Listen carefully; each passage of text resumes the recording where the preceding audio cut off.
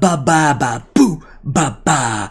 Who's the man who will speak the truth? Boo ba ba ba ba ba boo ba ba. Lone Candle's that man. Who's the man who will bring light into your life? Boo ba ba ba ba ba boo ba ba.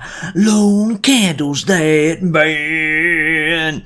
Who's the man who digs through human excrement to present you the gems? Boo ba ba ba boo ba boo ba ba. Lone Candle's that man. Who's the man who kinda sometimes knows what he's talking about? Boo ba ba ba ba da boo ba ba.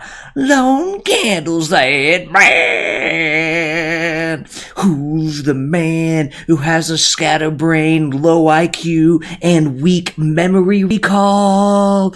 Boo ba ba ba ba da boo ba ba. Lone Candle's that man. Who's the man who plays games and complains that he sucks at them? Boo ba ba ba ba da boo ba ba. Lone Candle's that man. Hello, welcome to Lone Candle Live. Today, we have something special to you. It is the first and arguably second episode of Reply Guyin with Lone Candle. Now, we had an episode of I Got Blocked by people on Twitter, which was essentially a special episode of Reply Guyin. It's just a Reply Guyin where the people I was talking to decided to block me. Very rude, by the way. Rude and unnecessary. But this is a more traditional one where, as far as I know, no one blocked me.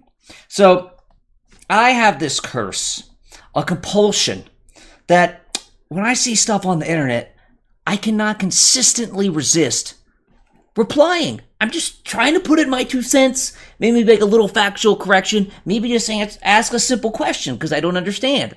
You know, I can't help but resist it, even though I guess I can resist 90% of the time, but I see so many things that even if you're only doing it 10 or even 1% of the time, that's actually still a lot of replying, you know what I mean? And sometimes they're lengthy discussions and can be kind of interesting at times. And so I am creating a show called Reply Guyin with Lone Candle, where I hope the world can learn from this. A, they can learn what not to do. Don't be like me. Don't be like Lone Candle. Don't spend your time in the deep section of the comment section. All you're doing is digging through poop, and then you come out covered in poop. Also, maybe you'll learn something from the topics that we discuss. Or maybe I'll learn something when people start watching this show, and they can explain to me how I'm an idiot. Anywho, the topic today is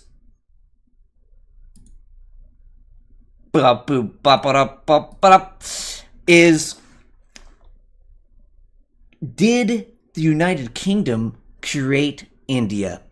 I watch a lot of random stuff on YouTube and watch a lot of random podcasts. I don't know if I really recommend this YouTube show. It seemed to be kind of AI, and I found it somewhat biased, and I had a comment. Now, I don't actually remember what I was commenting on, or what part of the video, because obviously it's an hour and 15 minutes. But that's actually not important, because the people commenting to me were really commenting to my comment, and the basis, they're commenting, just critiquing my comment for itself as an independent statement, rather than how it applies to the documentary. All right. Let's get to the comment. So, I said, right here at the bottom here, the doc, referring to this documentary, because it presented itself as a documentary, the doc acts like India was this united people who saw themselves as proud Indians and were then put under the thumb of a foreign empire, when in reality, India was a bunch of different peoples, some of whom were already under the rule of the foreign Mughal Empire, And then, due to Britain uniting them all, an identity of them all being Indians coalesced. Britain didn't conquer India, it conquered a bunch of different, diverse peoples, then created India. So this is a statement that, so I found this thing biased in a lot of ways, and I felt like this responded to that somehow. But, you know, it is a very nuanced thing in history, and there's a lot of unknown. You know, we don't really know exactly what in 200 BC, 200 AD, 1000 AD, all the different peoples, how they identified themselves in salient ways.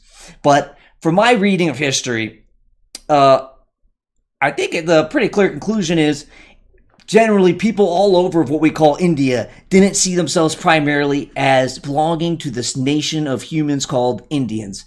It was much more local than that.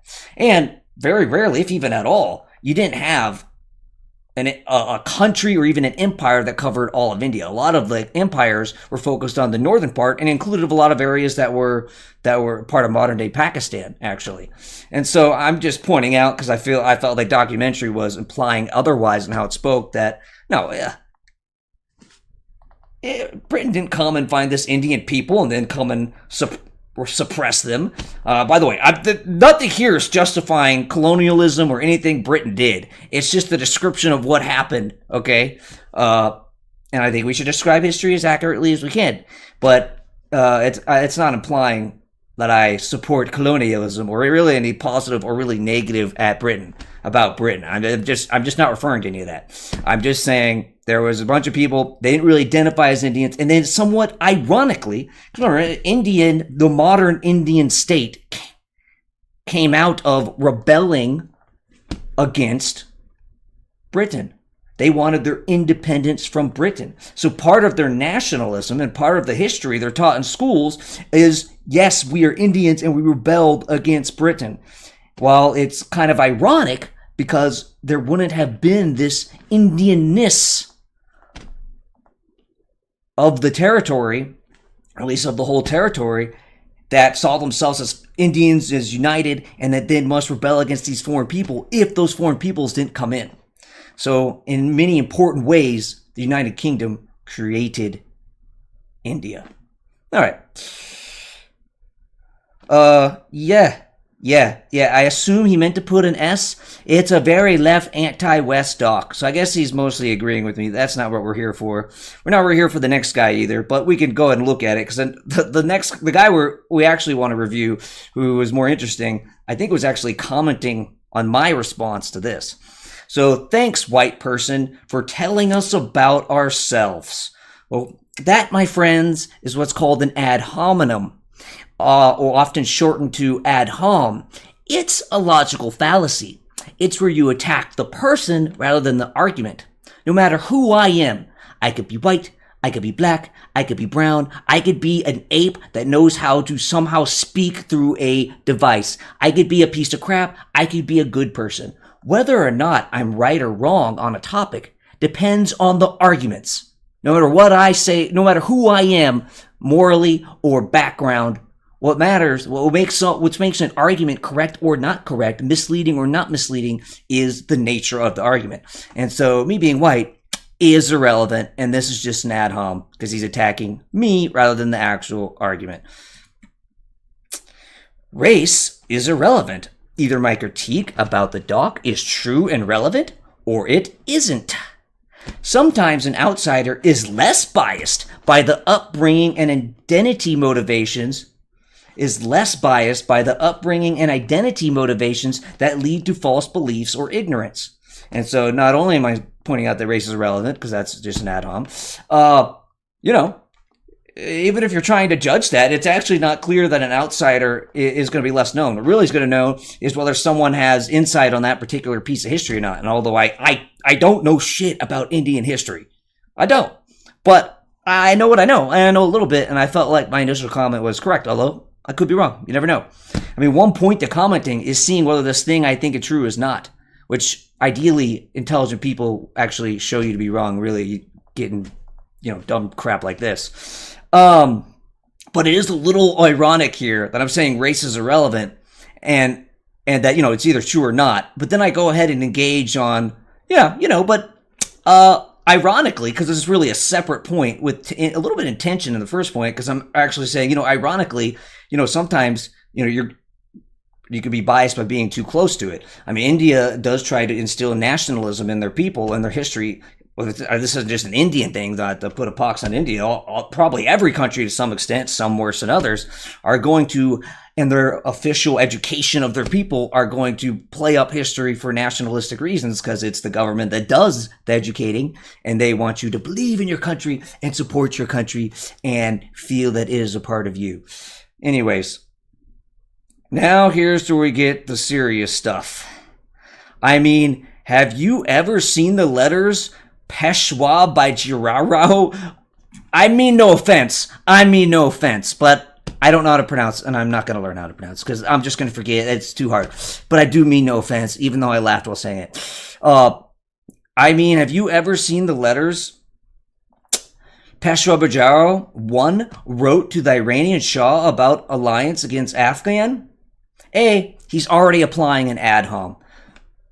Are these letters relevant to the argument? I don't know, but if they are, just tell me about the letters, tell me how they're relevant, and explain why what I said is actually incorrect or misleading because it's not including these letters. When you ask someone, oh, have you seen this? It's already a little bit of an ad hom implied, because now you're saying, oh, well, you're an idiot because you haven't read these letters. When really what you want to say is, no, this argument is wrong. I don't need to be mentioned in this. So that's a bit of an ad hom already, but okay. You probably don't even know who these people are. Again, this is just pure ad hom. Whether I know them or not, just get to the argument. That's an ad hom. Not necessary. It's a little bit, it's an implication of an insult rather than just talking about the argument. All right, so please, I think this is, well, shut the F word. I think he's missing a U here. But anyway, so please, I think this is shut the F word up, but he's missing the up, or sit the F word down, but he's missing a D. I don't know. Again, he's just talking to me. And don't act like you know history of place without learning its history. Again, this is just all insulting me. Do you know what was official name of Mughal Empire was? Do you know what was official name of Mughal Empire was? Yes, India or Hindustan. The folks there refer to themselves as Hindustani or Bharatiya and had concept of foreigners. That's why Farangi as a term exists. That's why Mughal court was divided between foreigners and natives who vied for power. You probably don't know this, like any other arrogant imperialist Englishman. Sir, I'm a goddamn American. How dare you call me English? But, a lot of ad homs there, but there's also some real arguments there.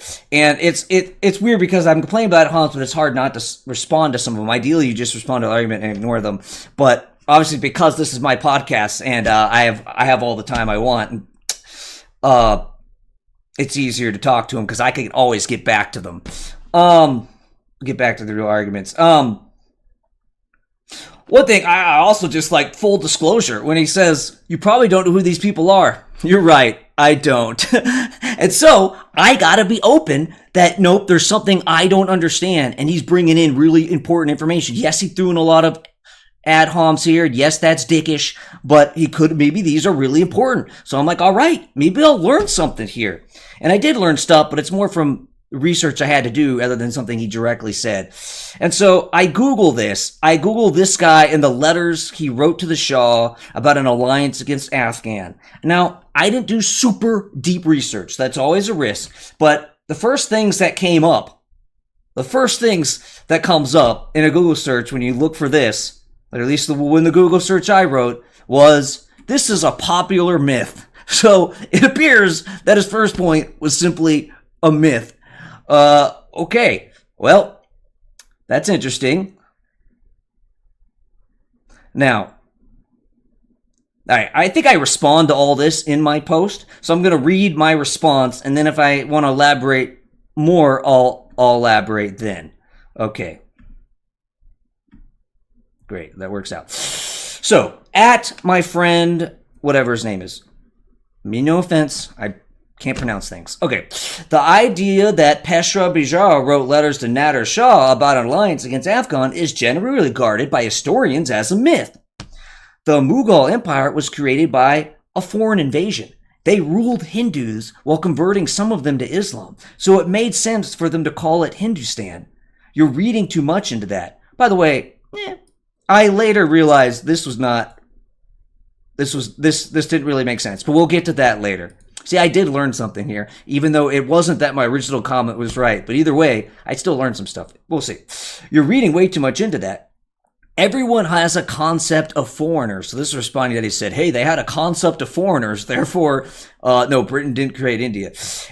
Everyone has a concept of foreigners. The question is, was the prominent identity seen as a united people of India, or was it much more local?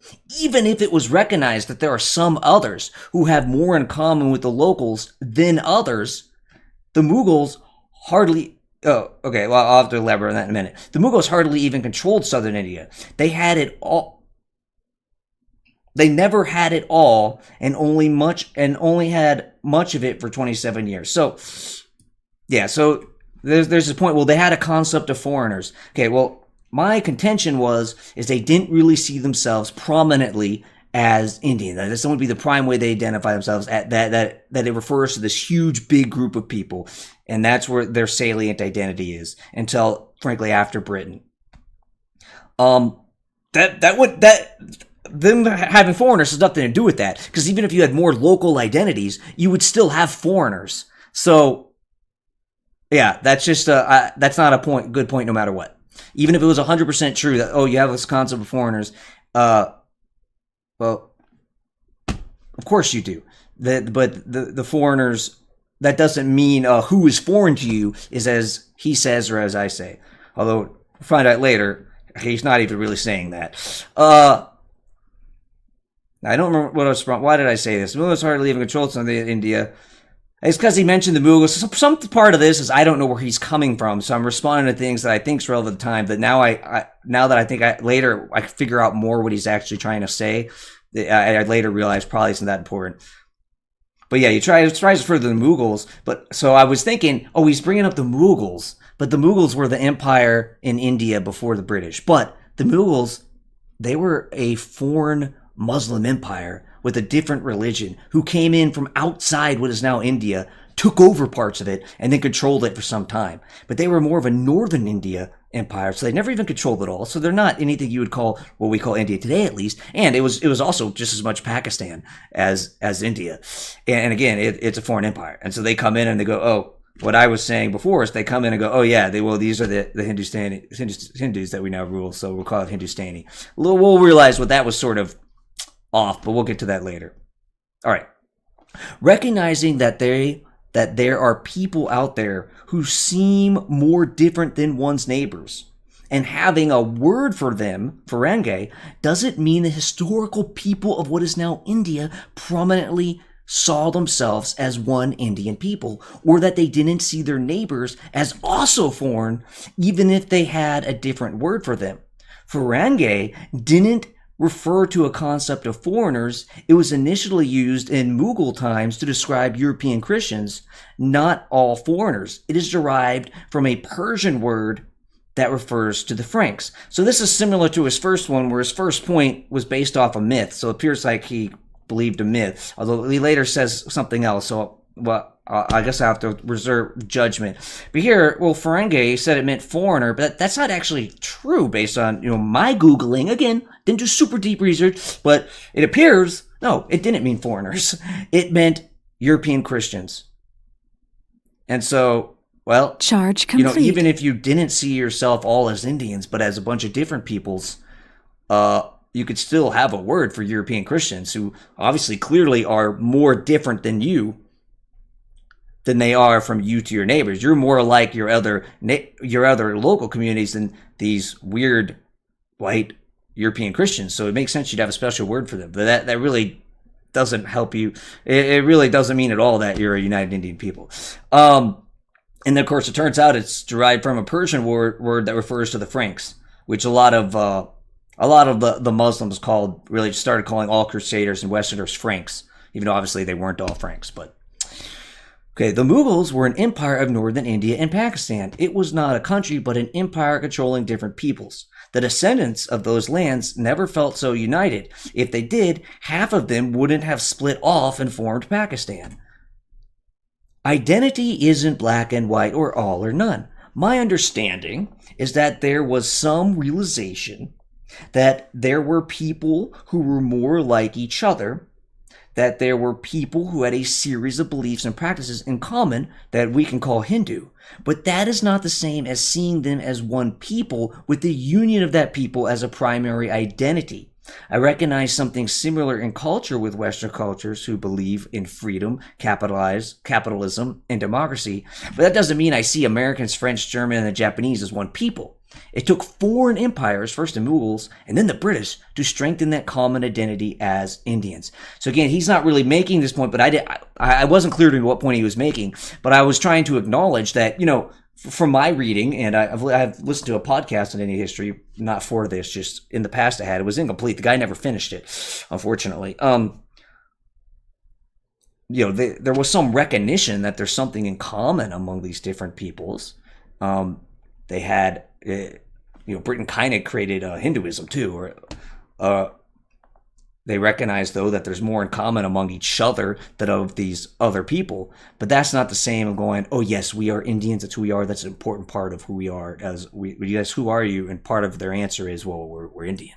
No, that wouldn't be it. Or at least if they use the word Indian, they would be referring to something more local. Anyways.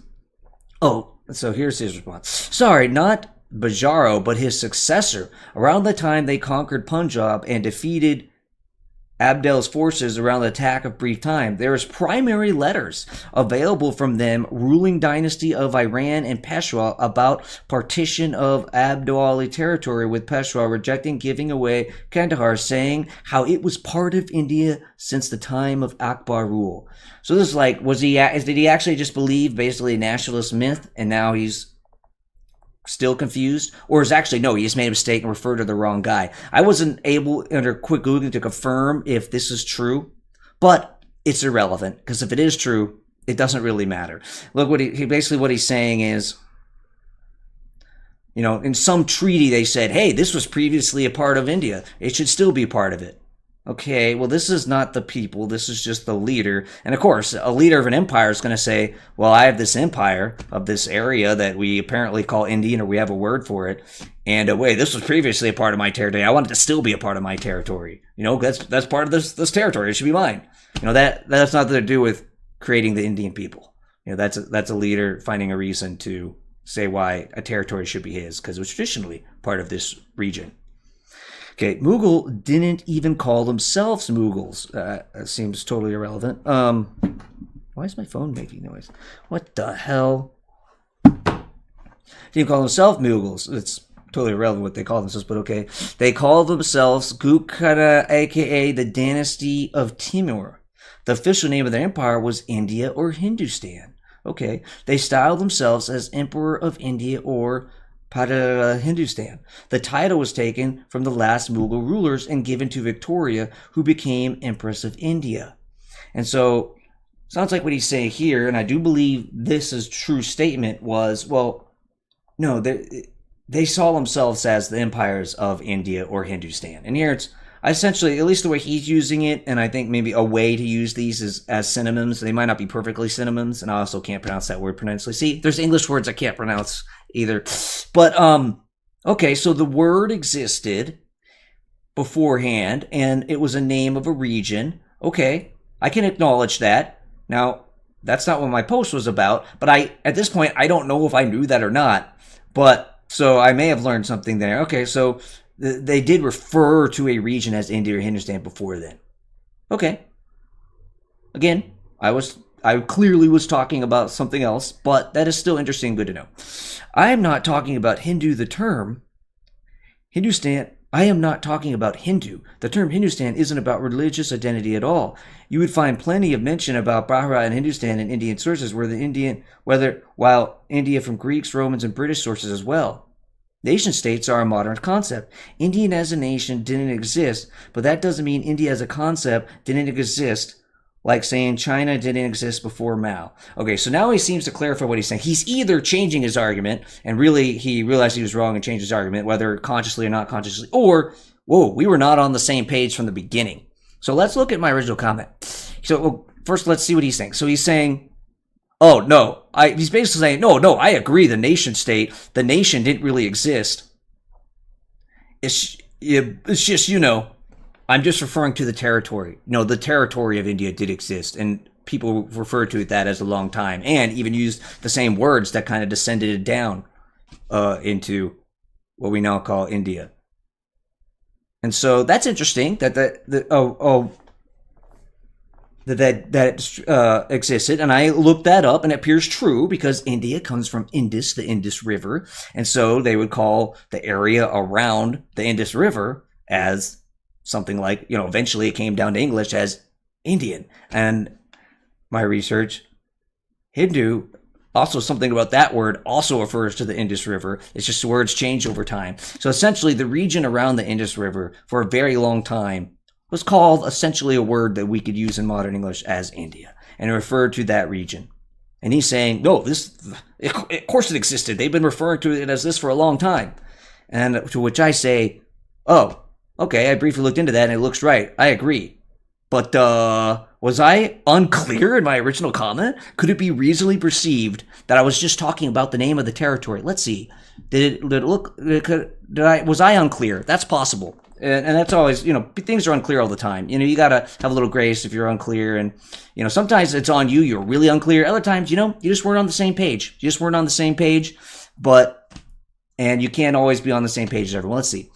The dog acts like India was this united people. So from the very beginning, I have very clearly set out, I'm talking about the people. I'm not talking about the name of the territory. Like I knew it's united people who saw themselves as proud Indians, and then I'm talking about how they saw themselves as proud Indian, and were then put under the thumb of a foreign empire. When in reality, India was a bunch of different peoples. Again, I'm very clearly talking about peoples, some of whom were already under the rule of the foreign Mughal Empire. And then due to Britain uniting them all, an identity of them all being Indians coalesced. So then again, I say an identity of them all being Indians coalesced. Britain didn't conquer India. It conquered a bunch of different diverse peoples, then created India. And so, yes, if you only read the last part, it didn't conquer India. It didn't conquer India. It created India. You could go, what? No, they've been calling this area India for a long time. But of course, if you read the whole thing in context, it is very clear. I'm talking about a people. I'm talking about identities. It's very clear.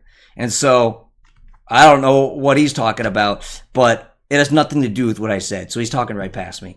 And that's fine.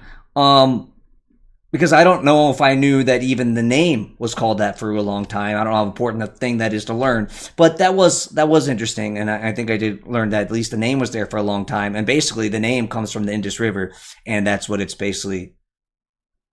People from the outside, usually Persia, have been calling that area essentially India, the area around the Indus River, for a very long time. And then, of course, it seems like almost everyone got their word for what to call it from the Persians. What, if I remember correctly from my reading, they got it from Sanskrit. So it was originally Sanskrit, which was an Indian language, that referred to that area as India, essentially, of the Indus River. Again, so he's talking right past me, and so it's a little bit of a silly conversation. And he doesn't seem to deny. I mean, he seems at the end to actually agree with what I'm saying. So it's as if he didn't understand my point in the first place. All right, and I of course have an unnecessarily lengthy response.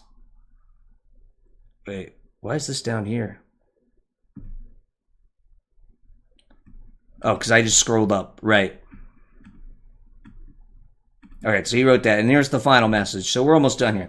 He never replied to this, which is fine. I think it's good when people don't reply, because these arguments will go on forever. It takes a big man to. Sometimes the bigger man is the one who walks away from a conversation. So I never assume anything because someone walks away, because they may have never saw it. They may have just been tired of having a conversation. They may have just had better things to do. I don't make any assumption about what they think or who's right or anything like that because someone didn't reply. I'm actually usually thankful because I'm usually ready to move on, especially if we've kind of already had it and we're not really going to get anywhere else. Anyways, I'm not sure if this letter exists, but it didn't seem that important. An empire wants to maintain its territory and look for any argument it can to keep it. Sure, a ruler is going to say this has been a part of his domain and should continue to be. That doesn't mean the people of these territories saw themselves as part of this important Indian nation. Timur was like a Turk or a Mongol, a foreigner to India. Yes, the Mughals ruled over what they called Hindustan. This was mostly a northern India and Pakistan empire of different peoples. The term Hindustan came from the Persians who were describing the land around the Indus River. It directly comes from Sanskrit for a word that means Indus River. This is different than a Hindu people seeing themselves as fellow Indians that belong to one nation. It's an empire created by foreign peoples that then labeled their empire based on what the Persians were calling that land. And so we're kind of responding to things, but also at some point realizing, oh, we're talking right past each other, which I still want to respond to all that. But and then eventually more to the point. If all you are trying to tell me is that the term Hindustan, that can be translated as India, existed before the British, then I agree. But that was the name of a territory, and there was not yet an Indian nation that saliently saw themselves as Indian. China and, okay, so I don't know if I read that part. Did I read his part where he talked about, which has been a while, reread it. Nation states are a modern concept. Indian as a nation state didn't exist, but that doesn't mean India as a concept didn't exist. It's like saying China didn't exist before Mao. So China and the Chinese did exist, though as a, probably maybe needed a comma here, maybe. Yeah, I would have preferred to put a comma there. I really don't know how pronunciation works. I just wing it. I don't know how the rules work, but reading this out loud, China and the Chinese did exist, comma. Did exist, though. Did exist. You know what? Luckily, is that a comma? China and the Chinese did exist, comma. China and the Chinese did exist, though as a territory, an empire, and a people. China was an empire with different peoples too, but there was a core and people, there was a core, probably need another comma there, but there was a core and people understood themselves as belonging to one nation. This was not the case for India until more recently. It's not a black and white difference, but a difference in degrees. India was a bunch of different peoples who at times were partially controlled by temporary empires. China had a core central people that were often expanding, colonizing, and assimilating their periphery that usually had a central empire in control with periods of division in between. I see the Chinese comparison as illustrating my point. When the British came and conquered all and more of modern India and said, hey, you guys are Indians, that helped transition India to be more like China, a diverse yet united people who belonged to one nation or empire. China wasn't a land. It was an empire and a people. India was a land that sometimes was controlled by empires. Again, this difference isn't all or none, but one of degrees. So, yeah, my comment itself probably says it. One, it is a little awkward because I don't claim to be a complete expert on the history of either. Actually, I'm nowhere near an expert in either, but I know some basics about both. And it's really important to put it's one of degrees because it's not like there was a Chinese nation state either.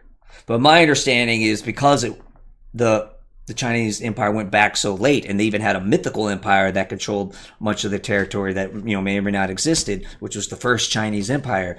There was a view of at least pretty strongly seeing, no, we are these people, whatever they called themselves, we are these people. Essentially, we would look back and say they were Chinese, and they saw themselves as a people that belonged to this empire. Now, there wouldn't be all of them because there was a lot of periphery who did not, and the Chinese empire was expanding, and it may not have been as strong as it is now, where they have a modern empire / nation state. They were trying to create a modern nation state and instilling it in their people with their authoritarian communist leaders. But they did have this sense, in a way that India did not.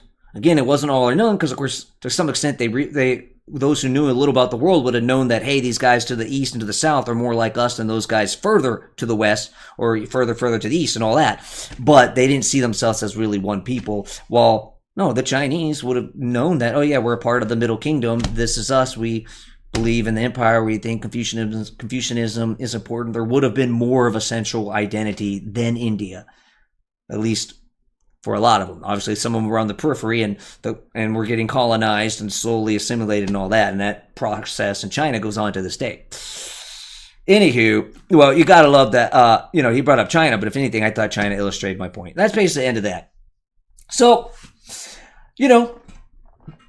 I felt like that was an interesting conversation. Can't say I recommend the original video. It wasn't horrible.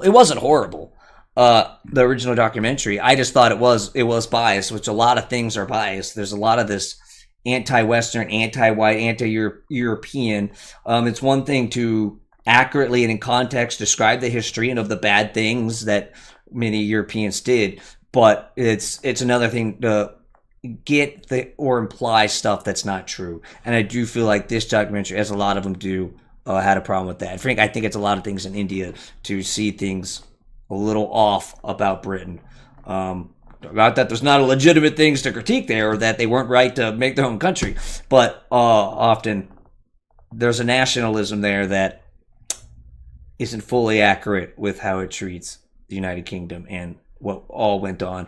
But anywho, yeah, that was that. Oh, look at all these wonderful comments for me to respond to. Yeah. Oh, there's none. So that's the end of the episode for today. This was Reply Guying with Lone Candle. I plan on making this a regular one. I don't know how often. I haven't decided. But I feel like I get into these conversations, and sometimes it's something that maybe people can learn from, find interesting. If I get an audience, people can correct me. Maybe tell me what I'm missing.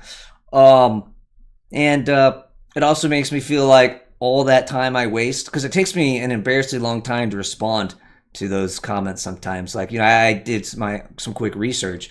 Usually my sentences don't make any sense on the first try. I'm not sure they make sense on the fifth try.